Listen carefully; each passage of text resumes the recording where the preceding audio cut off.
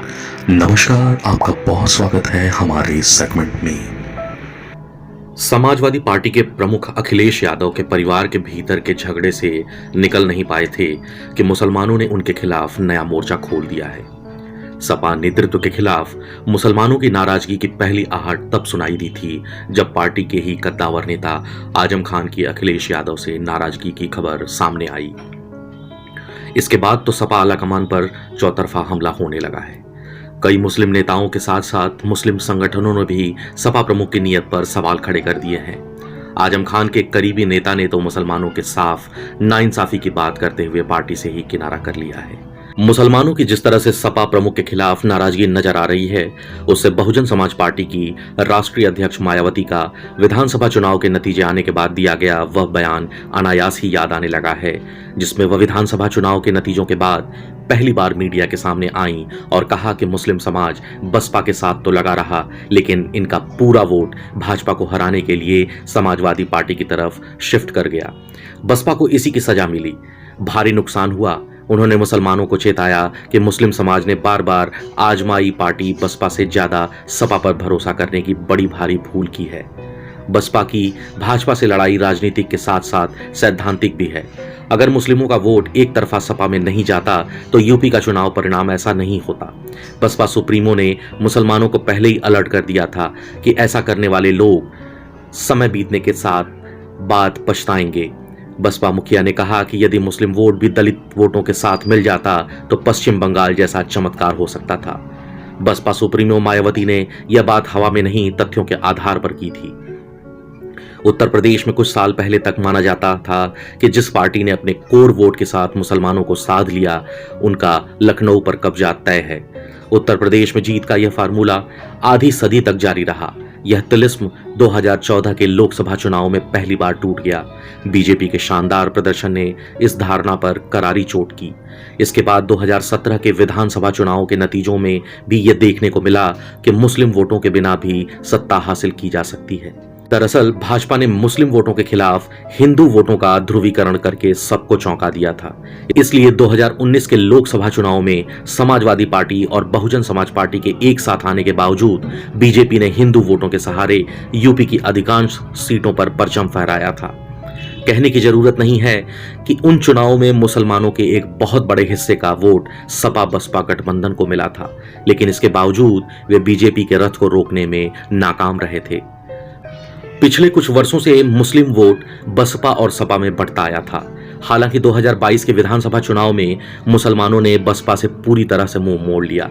इसकी वजह में जाया जाए तो विधानसभा चुनाव 2022 में एक तरफ बसपा सुस्त नजर आ रही थी, वहीं दूसरी तरफ समाजवादी पार्टी के नेता मुसलमानों के बीच बसपा को बीजेपी की बी टीम होने का भरोसा दिलाने में कामयाब रहे। 2022 के विधानसभा चुनाव में मुसलमानों ने जिस हद तक जाकर अखिलेश यादव का समर्थन किया, वैसा यूपी में शायद ही कभी देखने को मिला था।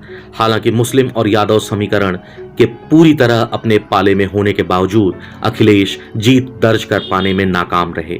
समाजवादी पार्टी की यही नाकामी अब सपा प्रमुख पर भारी पड़ रही है। बीते कुछ दिनों में मुस्लिम समुदाय के कुछ नेताओं के बयान देखकर लग रहा है कि अब मुसलमानों का अखिलेश यादव और समाजवादी पार्टी से मोह भंग हो रहा है। समाजवादी पार्टी के नेता आजम खान और सांसद शफीकुर रहमान बर्क जैसे नेताओं की नाराजगी की खबरें सामने आई हैं। पार्टी के तमाम मुस्लिम नेताओं का कहना है कि मुसलमानों पर अत्याचार हो रहा है और अखिलेश यादव चुप्पी साध कर बैठे हुए हैं। अगर वह कुछ बोलते भी हैं तो उनकी आवाज सिर्फ सोशल मीडिया तक ही सीमित रह जाती है। नाहिद हसन से लेकर आजम खान और सहजुल इस्लाम तक तमाम सपा नेताओं पर कार्रवाई हुई, लेकिन अखिलेश की तरफ से कुछ खास प्रतिक्रिया देखने को नहीं मिली। ऐसे में सवाल उठता है कि अगर मुसलमानों का अखिलेश से मोह भंग होता है तो यूपी के मुसलमानों के सामने और विकल्प क्या है? तमाम संभावनाओं को ध्यान में रखते हुए मुसलमानों के सामने जो विकल्प नजर आ रहे हैं, उसके अनुसार मुसलमान अपनी लीडरशिप खड़ी कर सकते हैं। बहरहाल यदि उत्तर प्रदेश के मुसलमान अपनी लीडरशिप तैयार करने में कामयाब हो भी जाते हैं तो भी सत्ता में हिस्सेदारी का उनका सपना पूरा होना बहुत मुश्किल दिखाई देता है, क्योंकि सिर्फ कुछ ही विधानसभा सीटें ऐसी हैं जहां मुसलमान अपने दम पर किसी प्रत्याशी को सीट जिता पाने में कामयाब हो सकते हैं। उस पर भी कभी कभी किसी प्रत्याशी को किसी एक समुदाय का 100% वोट ट्रांसफर हो पाना मुश्किल प्रतीत होता है। ऐसे में जाहिर सी बात है कि उन्हें यूपी की सत्ता में आने के लिए किसी और समाज की पार्टी के साथ गठजोड़ करना ही पड़ेगा। हां, यह जरूर हो सकता है कि मुसलमान अपने बल पर कुछ सीटें जीत लें, उसके बाद विधानसभा में जिस किसी दल को उनकी जरूरत पड़े उनके साथ मोल भाव करके सत्ता में भागीदारी हासिल कर लें। दूसरे मुसलमान एक बार फिर बहुजन समाज पार्टी का रुख कर लें और दलित मुस्लिम गठजोड़ के सहारे यूपी की सत्ता में अपनी ताकत का इजहार करें। हो यह भी सकता है कि मुसलमान कांग्रेस के साथ चले जाएं, मगर ऐसा होना इसलिए आसान नहीं है क्योंकि आज भी बड़ी संख्या में मुसलमानों का मानना है कि बाबरी मामले में कांग्रेस की तत्कालीन सरकार की भूमिका काफी खराब थी, तबकि केंद्र में सत्तारूढ़ कांग्रेस सरकार के चलते बाबरी ढांचे को बचाया नहीं जा सका था। उधर ओवैसी भी यूपी में अपनी जड़ें तलाश रहे हैं, लेकिन अभी तक तो ओवैसी पर भी बीजेपी की बी टीम होने का ठप्पा लगा हुआ है। सबसे बड़ी बात यह है कि मुसलमानों के सामने समस्या यह है कि वह अपने यूपी में सत्ता हासिल नहीं कर सकता है और उसको इसके लिए मायावती या अखिलेश जैसे किसी बड़े नेता का साथ लेना ही पड़ेगा। तो ऐसे ही वैचारिक मत और मतभेद आपके बीच हम यूं ही लाते रहेंगे। आपको यह हमारा सेगमेंट कैसा लग रहा है आप हमें जरूर बताएं, और अगर आपने हमारे चैनल को सब्सक्राइब नहीं किया है तो आप उसे सब्सक्राइब करें, लाइक करें और शेयर करें। धन्यवाद।